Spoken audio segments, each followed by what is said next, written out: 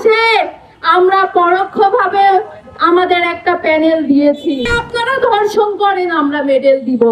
ছাত্র শিবির প্যানেলে অনেকেই আছে যারা ছাত্রলীগের হাতে গড়া। কথায় কথায় তাদের বিরুদ্ধাচরণে গেলে তারা নানা ধরনের গালিগালাজ করে থাকে। আপনারা কমেন্ট দেখলে আইডেন্টিফাই করতে পারবেন কে ছাত্র দল এবং কে ছাত্র শিবির। আপনারা অনেক উদাহরণ দেখতে পাবেন। চট্টগ্রাম একজন নারী বোনকে পিছন থেকে সজোরে লাথি মারা হলো। কে করলো? সেটা ছাত্র শিবিরের কর্মী। তাকে যখন জেলে দেওয়া হলো, জেল থেকে বের হওয়ার পরে চট্টগ্রাম ছাত্র শিবিরের ভাইরা তাকে ফুলের শুভেচ্ছা দিয়ে নিয়ে আসলো।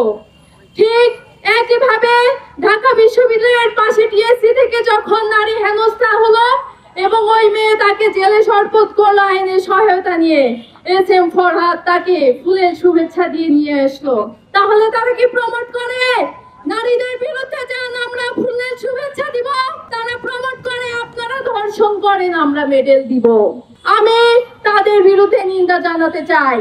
আমি বলতে চাই, ছাত্র শিবিরের কেন্দ্রীয় সভাপতি, আপনি যে ডিপার্টমেন্টে যে বিশ্ববিদ্যালয়ে পড়ে এসেছেন, সেই একই ক্লাসরুমে একই বিশ্ববিদ্যালয়ে একই বিভাগে আমি পড়ি।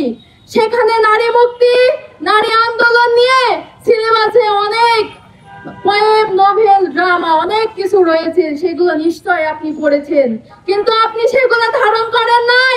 আপনি যদি ধারণ করতেন, আপনার এই গুপ্তবট বাহিনীকে আপনি নির্দেশনা দিতেন নারীদের বিপক্ষে যেও না, নারীদের বিরুদ্ধে চারণ করো না, নারীদের নিয়ে কোনো কটূক্তি করো না। আর সেখানে তো ধর্ষণের মতো জয়যাত্রার পদধ্বনি করতে চাই। এত বড় দুঃসাহস!